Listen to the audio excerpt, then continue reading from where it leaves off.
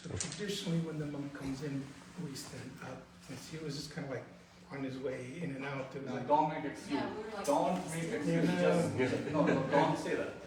This is very disciplinary. stand up because he's here again, but everyone else you can take Don't stage make here. excuses. So, today's service is a sort of parable or reading service where Leon will research and share with us a Buddhist story or parable. Please stand. Sorry, I made me go and stand and set.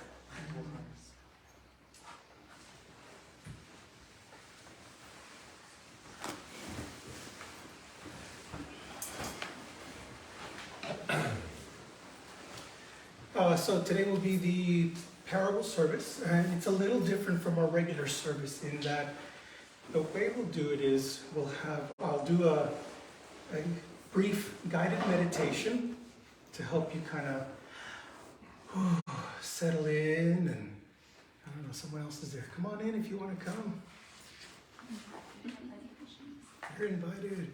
So the guided meditation to help you kind of just settle in and be more present and sort of disconnect from your day. Then Leon will read to us a reading on happiness today. And after then the reading, we will do a short 8 to 10 minute meditation. During that 8 to 10 minute meditation, instead of just focusing on the breath, what I ask you to do differently this time is to sit with the reading. And the reason I say sit and not analyze or ponder the reading is you want to just sort of let the story or the words or the readings just sink in and pay attention to what catches your attention, what strikes a chord within you, what emotions arise. You want to give the story a chance to sort of express itself within you, which is different from a very academic, all right, I must analyze, or this word, why use this word and not this word, and blah, blah, blah, blah. So it's not so much of an academic approach, it's more of a let's sit with it, let's see what arises from within as we hear this. The reason we picked this parable here today, the story here today, was that it meshes very well with our conversations that we started 2 weeks ago on the Noble Eightfold Path. In which where the Buddha is prescribing to us what is it we need to do in order to find happiness and to escape from suffering. Okay? Once you've had those 8 to 10 minutes of sort of sitting with it, Leon will read it again. It's a long one, so we might read a shorter, I don't know. Have you decided how you want to do that second reading, or should we skip it, given how long the readings are? I'll just read fast. When I present it the first time, I'm going to read each verse and have a pause so we can kind of contemplate it. When I read it the second time, we'll just move through it, just to capture it together. So after then the short meditation, Leon will read it once again, and then we'll just open it up for discussion. And you just share what you feel you want to share. Okay? Good. So go ahead and get in a nice, comfortable, meditative position. And I'm going to do a short guided meditation. This is a guided meditation you can do on your own anytime you feel like you just need a brief moment to center yourself and become more present.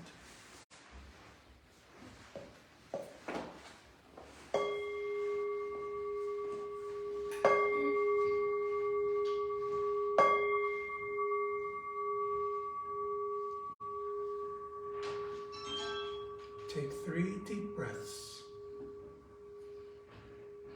Each breath deeper and longer than the last.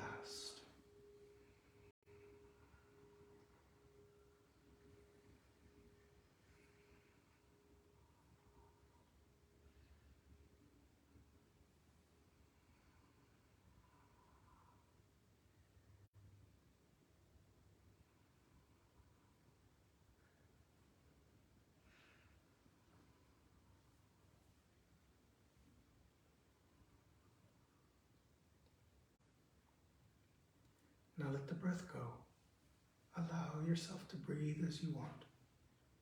And focus now on the sounds and the sensations around you. My voice, the breathing of others, movement, nature outside this building. Just focus on the sensations around you.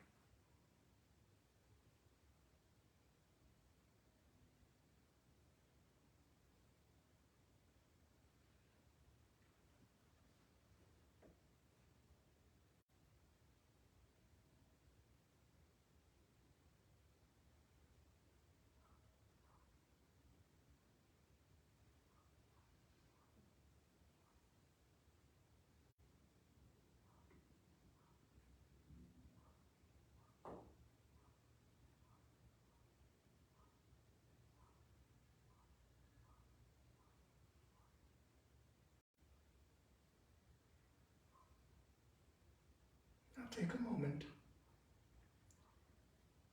to focus within. Notice your breath. Notice your heartbeat. Be present to the sensations within.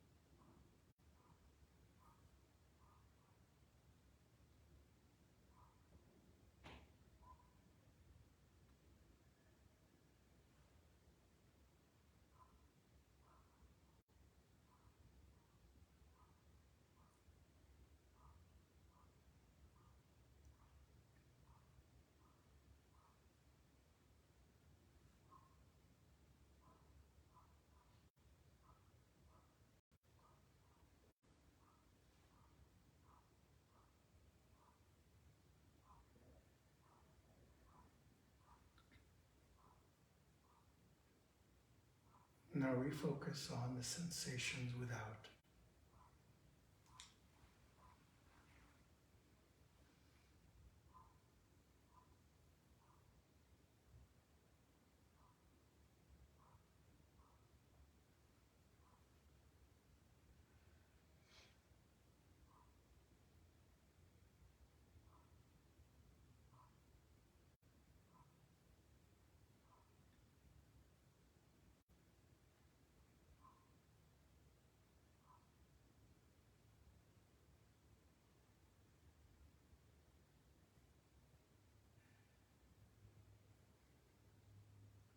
Now take 3 deep breaths, and when you're ready, open your eyes.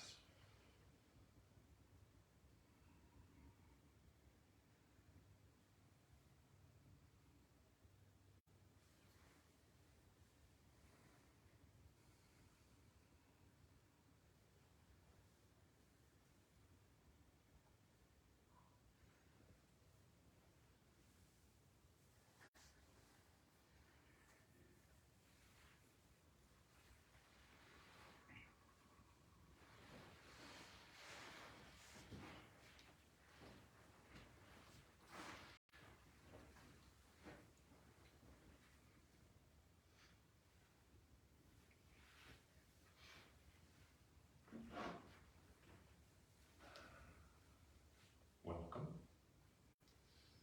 This is our first reading of the new year, following the lunar new year, which is a month later than New Year's. But as I was thinking about our second Tuesday, the second Tuesday, I was thinking about what I could read, and I ran across the Sutra on Happiness. And it's pretty profound because, let me back up. So when we started talking about the Noble Eightfold Path, and the Four Noble Truths. And of course, the first truth is, in life there is suffering. So many of us, when I first came to Buddhism, that kind of hit me a little bit. So Buddhism is supposed to be about finding happiness. Why are we talking about suffering? So I thought I'd like to read, I've decided I'd like to read some of the Buddhist thoughts on happiness, which is true happiness, as opposed to the relative happiness that we sometimes seek in our daily lives, especially here in the West. In the Dhammapada, the Buddha stated, all that we are is the result of what we have thought. It is founded on our thoughts. It is made up of our thoughts. If one speaks or acts with an evil thought, pain follows one, as the wheel follows the foot of the ox that draws the wagon. All that we are is the result of what we have thought. It is founded on our thoughts. It is made up of our thoughts. If one speaks or acts with a pure thought, happiness follows one like a shadow that never leaves. As I was reading about happiness, I ran across, as you can imagine, a lot of information out there. And I ran across some of the writings of some of the early philosophers in the West, Aristotle, Plato, Socrates, etc. And they spent a lot of time trying to define what a good life is, what happiness was, what well-being really means. And a couple of terms that I came across are eudaimonic and hedonic. So hedonic that's the root of the word hedonism, right? So in hedonic perspective concerns the pursuit of pleasant and comfortable states. So you can think for yourselves at the times that we seek out those types of happiness. But the other type of happiness is referred to as a eudaimonic perspective because it concerns living a good life and being fully functioning, which is what Buddhism is teaching us. How to be happy, not dependent on external factors, senses, but by a sense of well-being, knowing that we are following a path that is a good path, and in that aspect it brings us happiness. The Mangala Sutra, the Sutra on Happiness, was a teaching that the Buddha gave, and when the accounts of the Buddha's talks are given in the sutras, they'll many times begin with, "Thus I have heard." And when we read, "Thus I have heard" in the sutras, we know that this is an account by someone who was actually there. So we can feel confident that we're hearing a clear representation of the Buddha's words. This interpretation uses a little bit different words in the beginning, but it's based on "Thus I have heard." So it begins like this. "I heard these words of the Buddha at one time when the Lord was living in the vicinity of Savatthi at the Anathapattinka monastery in the Jeta Grove. Late at night, a deva appeared whose light and beauty made the whole Jeta Grove shine radiantly. After paying respects to the Buddha, the deva asked him a question in the form of a verse. Many gods and men are eager to know, what are the greatest blessings which bring about a peaceful and happy life? Please, Tathagata, will you teach us? The Buddha then replied, not to be associated with the foolish ones, to live in the company of wise people, honoring those who are worth honoring. This is the greatest happiness. To live in a good environment, to have planted good seeds, and to realize that you are on the right path. This is the greatest happiness.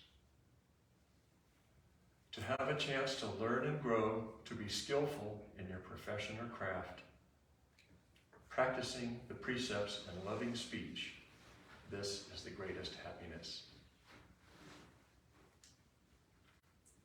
To be able to serve and support your parents, to cherish your own family, to have a vocation that brings you joy, this is the greatest happiness.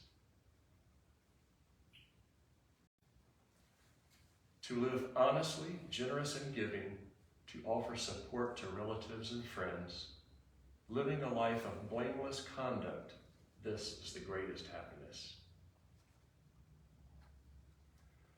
To avoid unwholesome actions, not caught by alcoholism or drugs, and to be diligent in doing good things, this is the greatest happiness.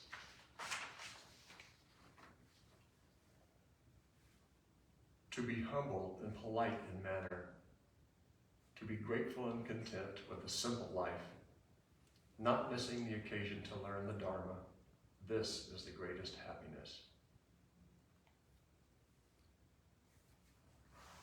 To persevere and be open to change, to have regular contact with monks and nuns, and to fully participate in Dharma discussions, this is the greatest happiness.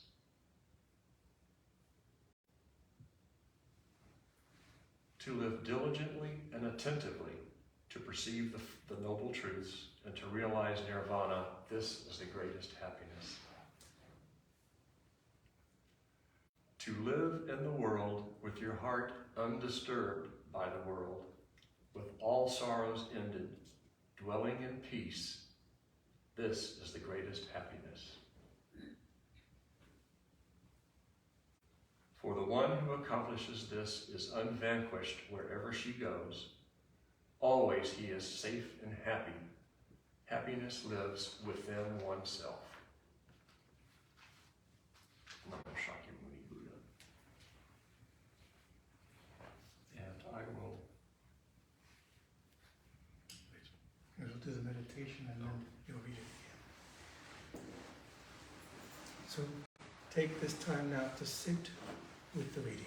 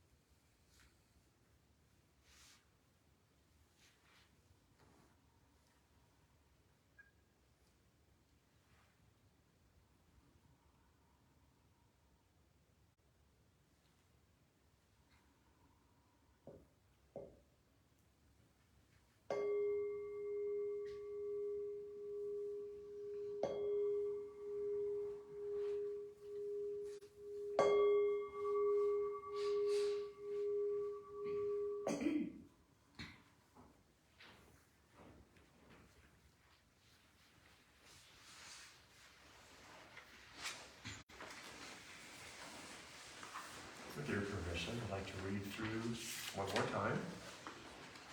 Refresh everyone's memory.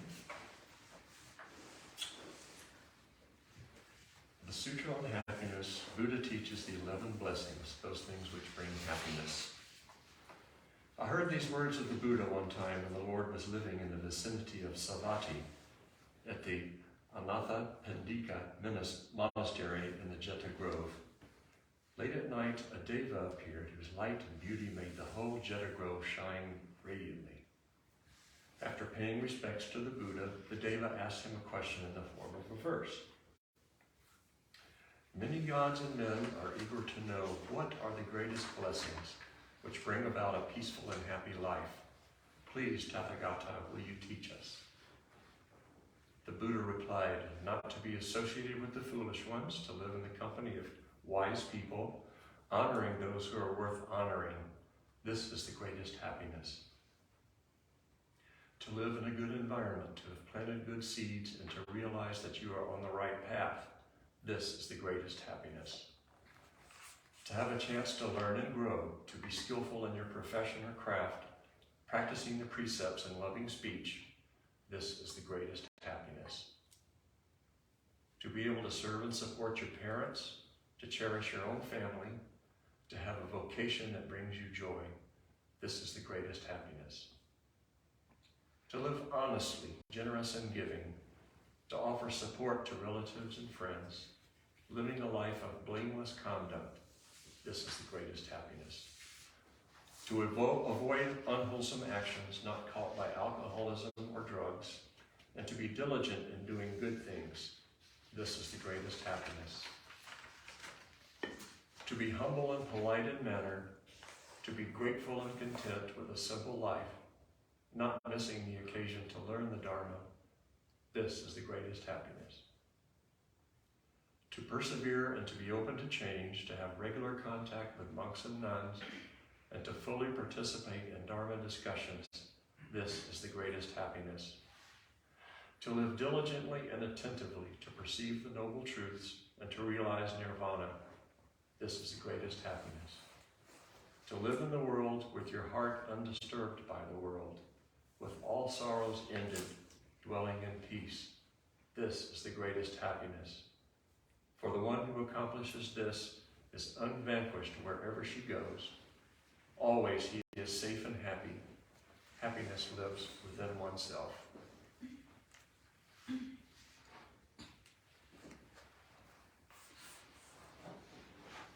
I'm going to hand this back over. I'd like to ask if Alex can lead us in our discussion. Thank you. Thank you, Leon. So now we just open it up. Thoughts, questions, insights, or as a very wise man said, emotional outbursts. Royalty. See the royalty. That's what I was literally just gonna say. Why is hedonism so known as happiness? So Why is, I mean, it's hard to refute anything read right there. But that's not how we live.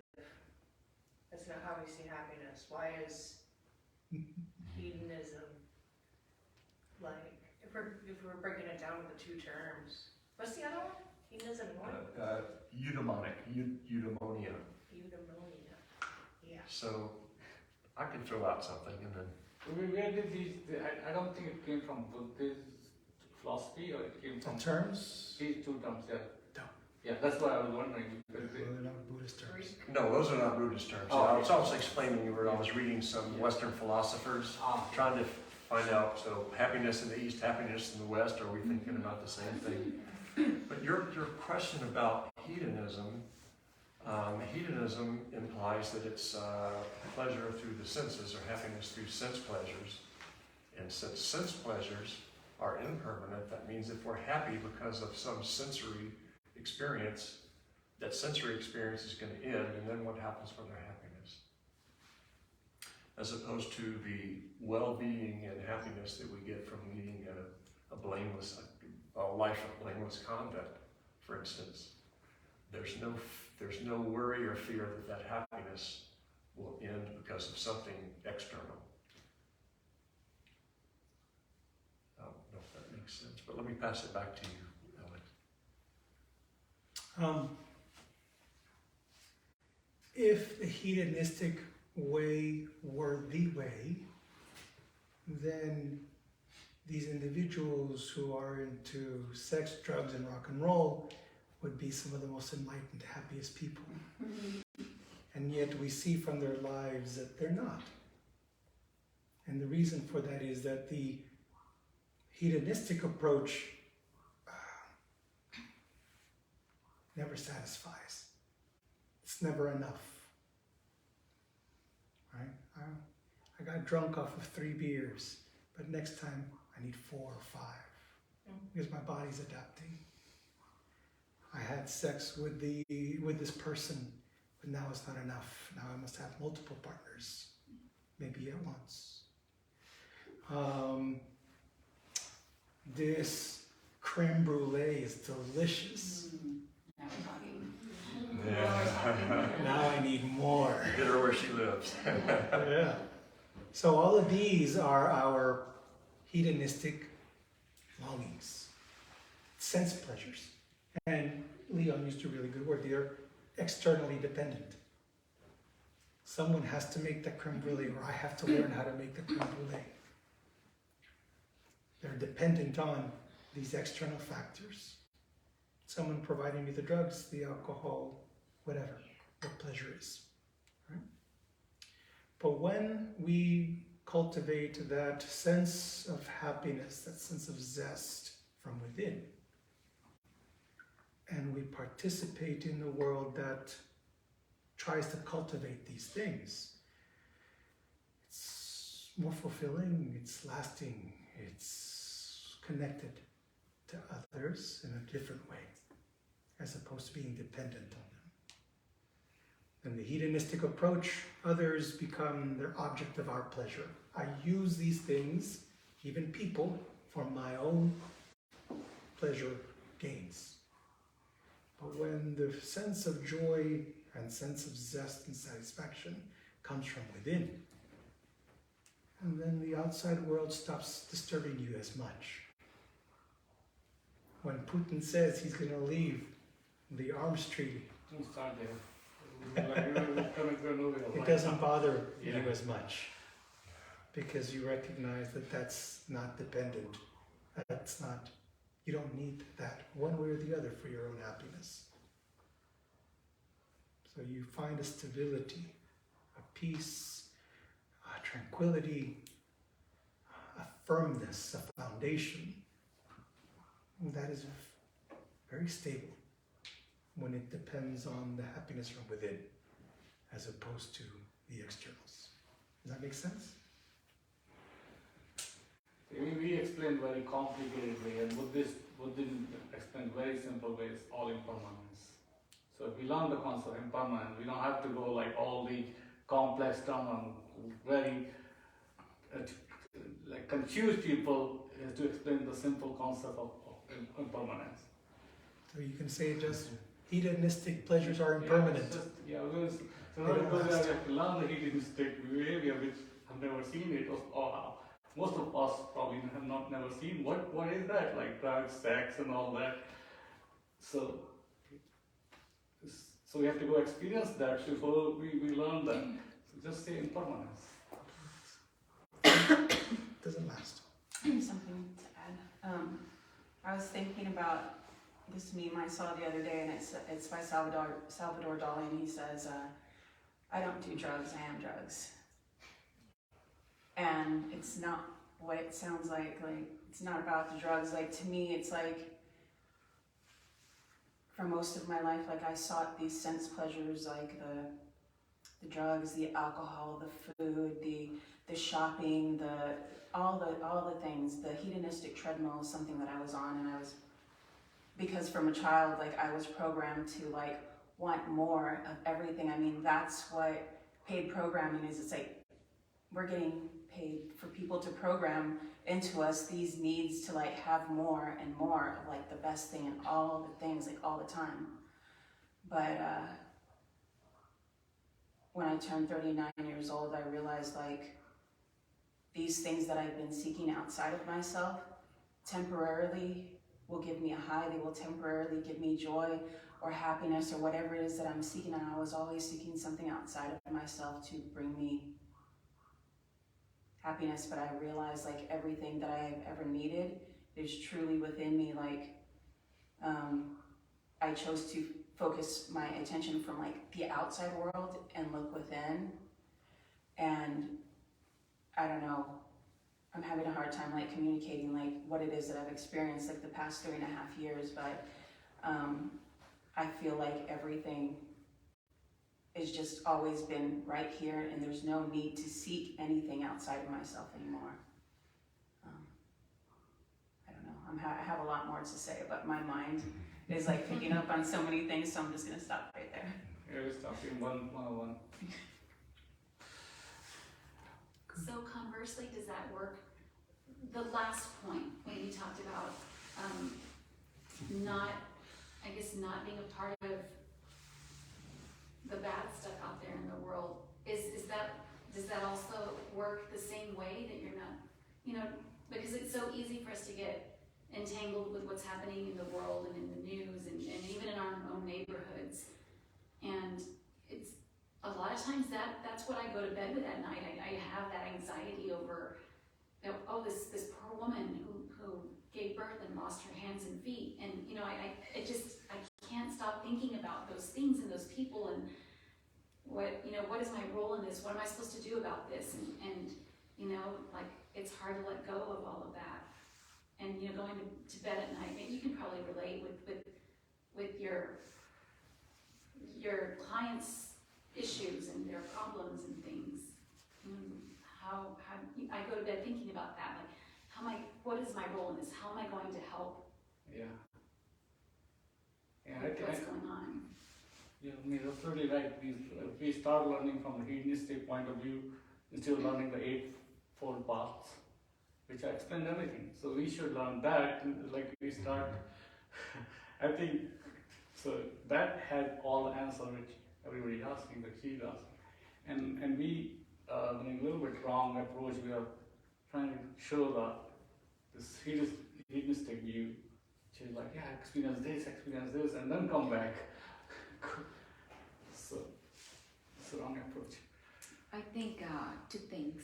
I think happy comes, everybody is different, but a very short story. When I was little, I looked like a boy, and my skin was very, very dark, like almost purple. And I had all these boys bullying me all the time. And what they were saying, I went to home and I looked at the mirror and I said, okay, well, I look like a boy, yes. I have a big belly, yes. I have a very slim legs, yes. But then I decided to say, okay, what are the things that I like and enjoy? I like to go to sleep. I like eat. I like take long showers. I like to play with myself and my friends. And I said to myself, as long as I like to do all these things and that make me happy, I'm happy. It doesn't matter what they say about me. So I think I decided to choose happy, and I was just in preschool, kinder. So there was a saying in Mexico that it says, soy espejo, lo que me digas se reflejará. It's like I'm a mirror, whatever you say to me, it'll come back to you. So every time they say bad things to me, I decided to, in my mind, say everything you say to me is gonna come back to you eventually. So, and I kind of stepped to that stage and decided to be happy and be attached to joy. And because of my dad's lifestyle, we have different lifestyles. I knew very, very poor people. We were living in the middle of prostitution. Around the corner, they were selling drugs. But I did not know. We were so young. And then suddenly we were living in middle class, and then like very rich class, where politics and everything gets together. one of the mafia guys were like my neighbor. I was the best friend of the girl, and but we were exposed, me and my brothers, into different lifestyles.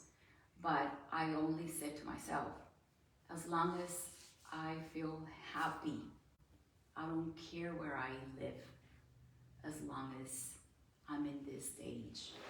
And number two, for what she was saying, that just not long ago, a few months ago, I was like driving with my soul, like very heavy, very super sad, depressed, and I visit a Hinduism temple.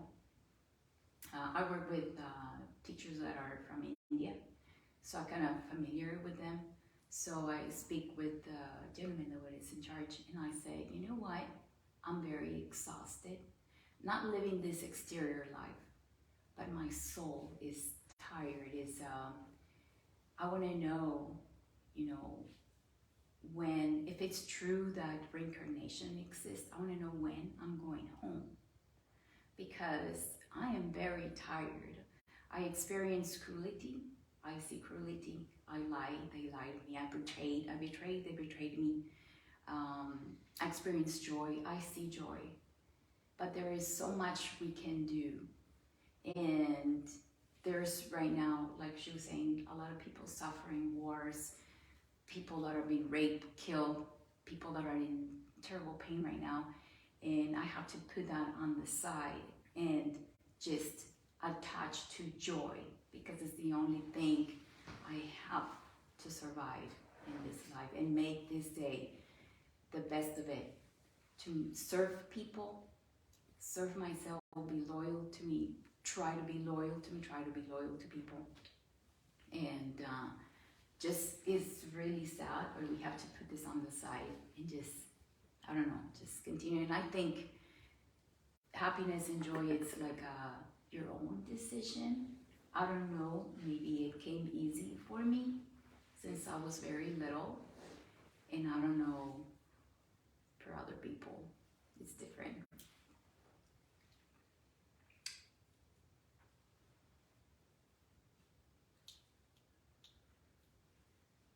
If you deepen your understanding of the Dharma, Buddhism, and then you'll find more and more of these answers. For example, for me, how do I disconnect, or how can I, you asked directly, how can I hear all these sad stories of all these people suffering all day long and still get to sleep at night? For me, it's my understanding of no self, of emptiness, which are more advanced topics, which are topics that we invite you to explore, to learn more about.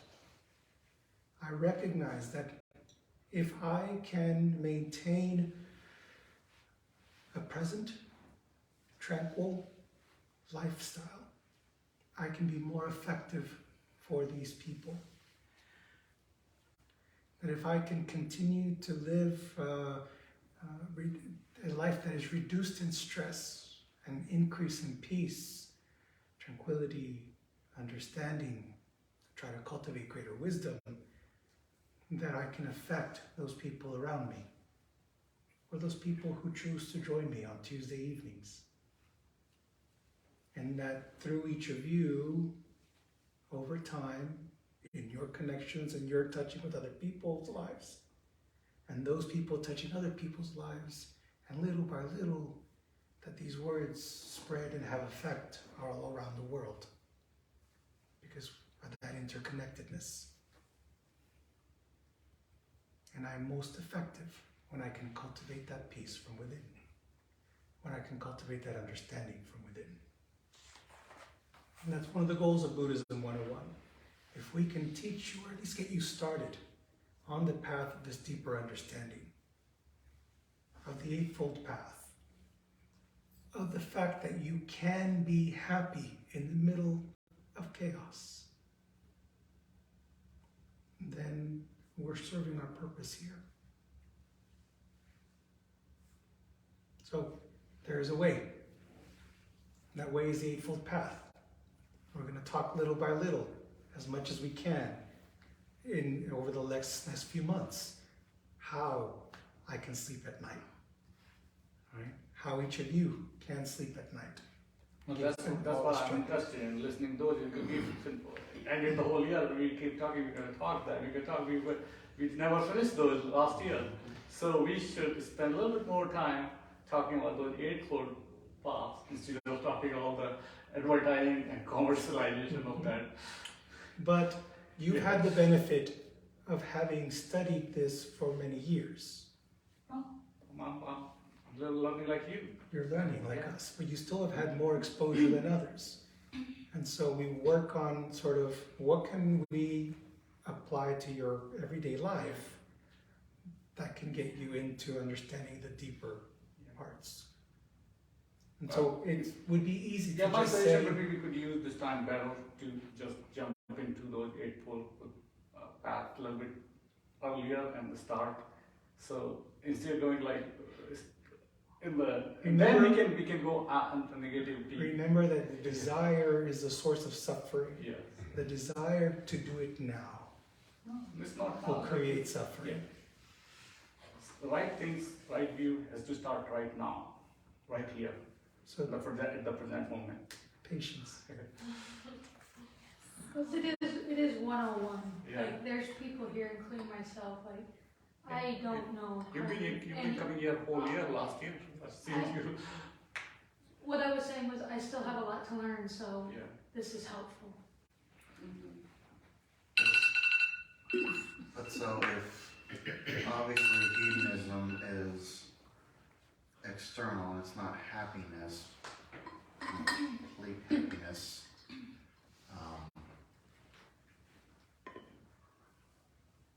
Happiness leads to suffering as well, and obviously a hedonistic lifestyle would do that to you. As you said, Steven Tyler would be the most enlightened person ever, if that were true, but it's not. But the happiness that comes from within, from planting good seeds and talking with the monks, the nuns about the Dharma, as stated in the Happiness Sutra, shouldn't that also lead to suffering? Because nothing is permanent. This is all impermanent. That happiness that we get from the inside is still impermanent regardless. So is there a difference in terms of good happiness, bad happiness? Because it's still impermanent, it's still going to cause you suffering regardless. Good question, because Happiness and suffering both are exactly the same thing. There's no difference. so it touches on something that I wanted to mention earlier. It's not an either or. Both are exact same thing. It's not a good or bad. There are ways to use the pleasure of a good creme brulee to develop mindfulness skills. Instead of, I'm going to do,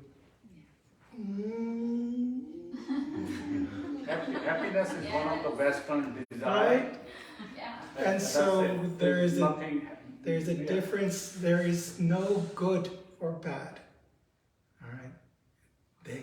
There are certain times when the hedonistic pleasures may be the stepping stone. Yeah. And there may be other times when the same exact hedonistic pleasure is an obstacle. It's patience, it's time, it's working at it. Yeah. This is nothing but the hedonistic view or talking about the happiness. I've never read anywhere. So happiness and it's all impermanence. And both are exactly the same thing. Yeah. Happiness, suffering. It's all a made up story. So The West- ultimately, there is something else. Yes. Nirvana. Nirvana. I've not been there, so I can't describe it. Well, yeah. You know? But that's All what I do know is that practice is. the practice that I have is helping me feel better. And my faith then is that there is something in the teachings of the Buddha that will lead me to nirvana and enlightenment. Yeah. That's a faith. That's a faith statement. I don't know for sure. And if we follow the Eightfold hold fast and It's good to have this. Go ahead. Oh, I just wanted to say, I know we're sort of near the end, but thank you for, I guess I feel the same way as you about emphasizing the basics, and even though I've been coming here for a while, I think just reiterating those lessons really, because they're basics because they're fundamental to achieving the higher levels, I believe. And also they're very hard to master. I'm sure I could spend my entire lifetime mastering these basic precepts, and I'm sure I could hear them every day for the rest of my life and still have things to learn from them. So yeah, I really get a lot out of these sessions, so thank you. Thank you. And if you get to the point where you're ready for Buddhism 201, you don't have to stay here. The idea is, Buddhism 101 is that, 101, the basics. Keep it sort of basic, simple, little bits. But when you are ready for more, that's when you really start reading the sutras for yourself. That's when you start seeking a teacher or someone, or a teacher who's more advanced. Come to the Sunday services. Have conversations with the monks and nuns here when you're ready. But for as long as the Buddhism 101 gives you what you need, then that's where you're at. But hey, if you're ready for the next level, go for it. No, I'm just like, Same thing again. Yeah, after she finishes. I think you were sharing. Anyway, so there's an image that came to my mind, which is, it was like the reverse. So it was like the world, and then it circled back to thinking about your neighborhood and your bed. And I've gotten myself in so much trouble thinking like, I want to be a vehicle to heal this country. It is messed up. That was a very stupid thing for me to tell myself spiritually. I needed to start from my own little spot and then go out. Because if I'm starting here, then I'm bringing all of that into the here, which is the actual thing that, Like more that like I messed up, But That reminds me of wanting to heal the world is not a mistake, that's compassion. But I think we, by trying to get down and understand the reality of where we are and what we can do as individuals, realize that while I can be compassionate about a situation across the other side of the world, there's nothing physically really that I can do that's going to change that. You can say, I have some fantasy that I'll fly over there and they'll welcome me and I'll do all this and we'll have world peace. But that's just a fantasy, right? Yeah. So, but spreading the word in positive way, influence, it goes a long way if we spread the positive word. Like he was saying, that's a Putin. I think and the he's point doing is that. it starts, that's a starts with yourself, right? It's the negativity is we're going to spread as a teacher about Putin. That is really, it's going to go long way. So fight, it doesn't stop. If one side does not stop. So we keep increasing that fight. Like he was saying, this is all Putin, he's just bluffing. Well, what if he's not? Right? What if he's not? So he's either bluffing or he's not. We'll find out, right? We have to think positive way. We don't have to, the Buddhist way, like, one side has to stop. We have to stop. We have to end the cycle, right here, right now. We'll finish with this image that I want to share with you. I was once out at sea. I was just looking at the ocean. There was nothing but ocean around me. And when I looked at the surface of the waters, there were small ripples, larger waves, and they were crossing in all different directions. And I knew from the scientific mind that there were different currents underneath the surface of the waters. And it dawned on me that that's our actions, the actions of 1 billion people on this world. Were all those ripples coming in different directions, expanding out into directions and distances that we are not aware of. So if you can focus on creating that inner peace, you start a ripple that goes beyond you and you're not aware, there's no way for us to fully know how far and how deeply those ripples go. But start here. Start within. Leon, any final words before we let Master Quan Tri have the last word? No. Master Quan Tri, would you care to say a word or two?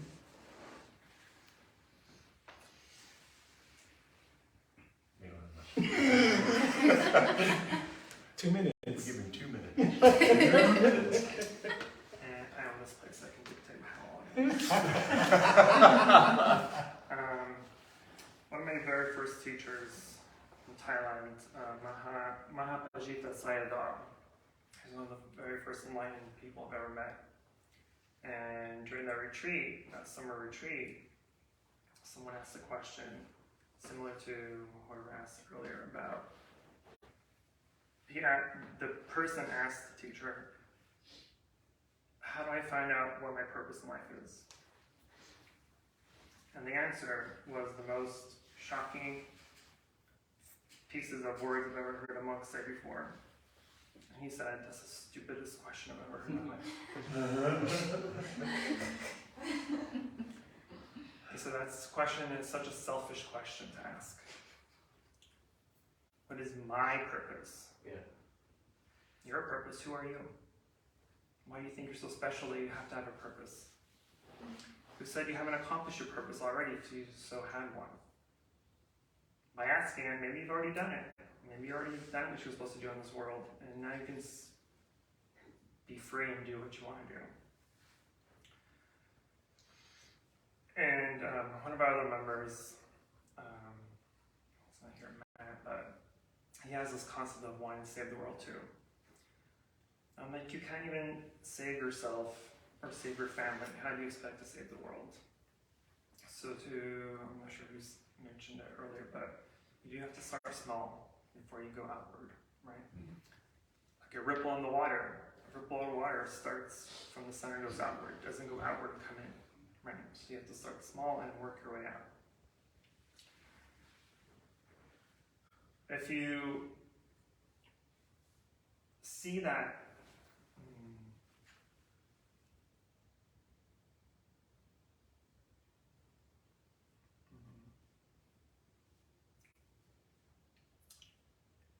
if you see how you've done things in life, for instance,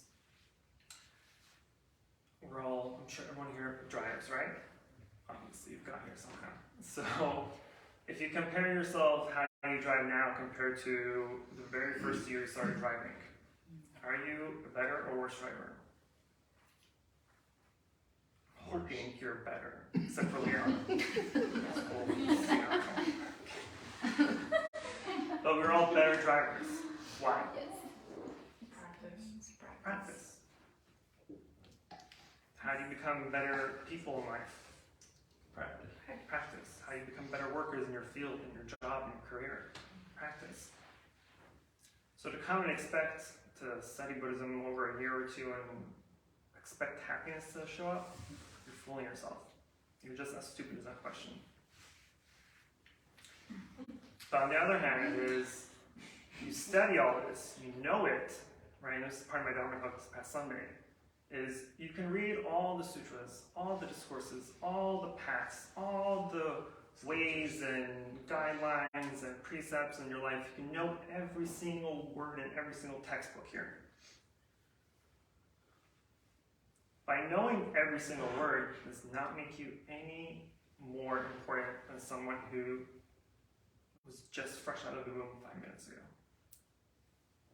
Your knowledge does not make you a better person. Your knowledge does not make you a happier person. Your knowledge just makes you knowledgeable. Wisdom does not come from knowledge. Wisdom comes from practice. Wisdom comes from doing. So without applying, without doing what you read and what you know, you've wasted your time. You will never be happy if you don't do anything about it. My life is unhappy, I'm depressed, I'm sad, I'm broke, I'm rich. I wish I was rich. Whatever it may be, you're just putting blame. You're blaming work, you're blaming your family, you're blaming your husband, your wife, your boyfriend, your girlfriend. You're placing blame on others when really the blame is all on yourself. Every single happiness of the 11, not a single one mentioned is, if I had this, I'm going to be happy. Now, by living a good life, a life of good conduct, a life of good practice, a life of good knowing, a life of good association, these are what's going to make you happy.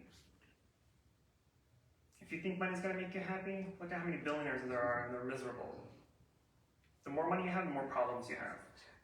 Right?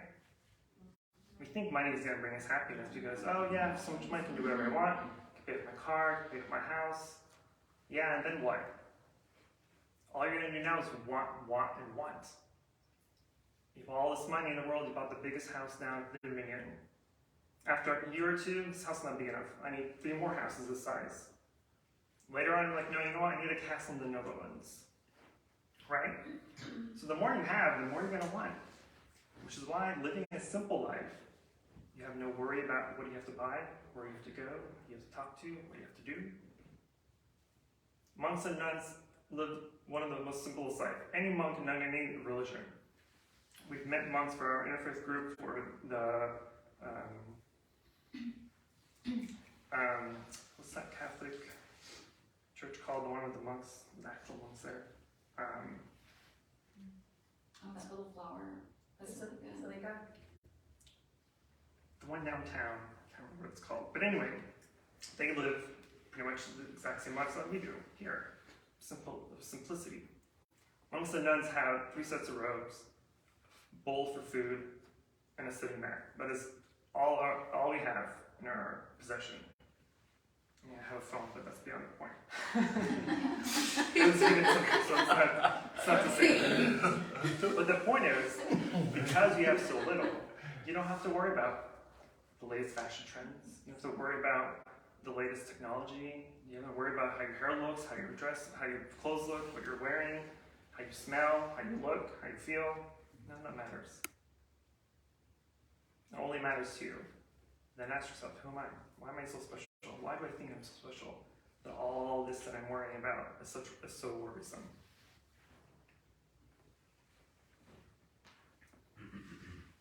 The next time you have something that you think brings you happiness, ask yourself, how long is this going to last?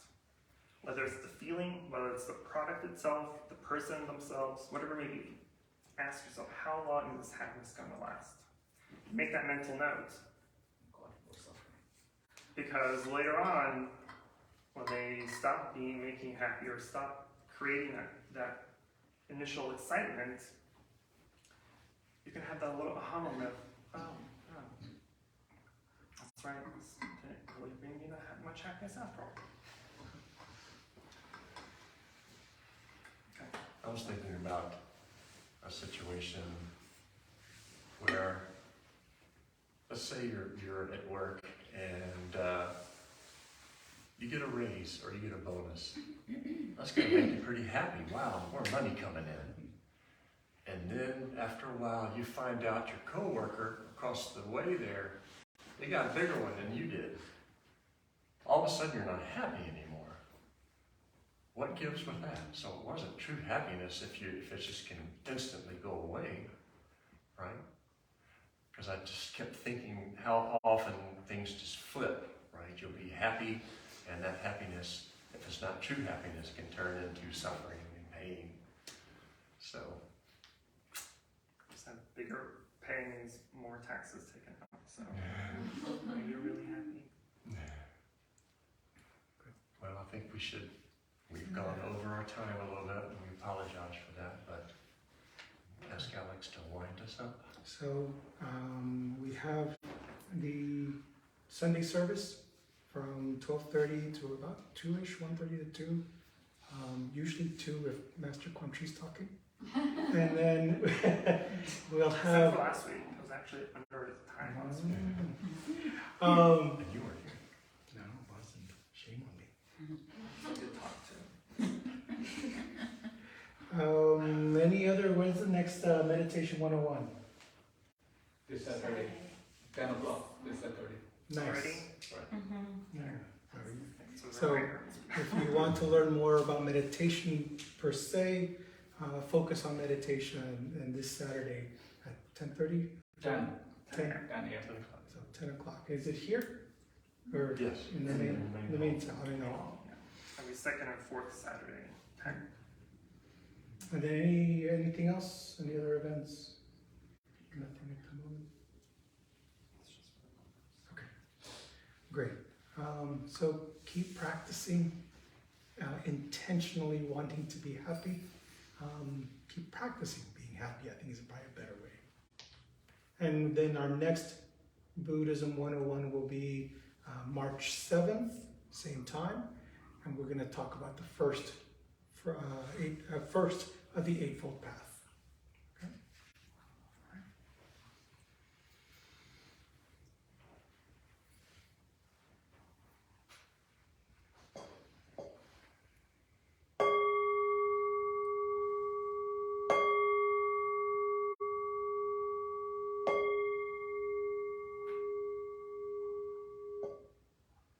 May any merit we have accrued by sharing the Dharma here today bring us and others joy, health, peace, and safety. Thank you very much. Have a wonderful week. See you maybe this weekend. Take care, everyone.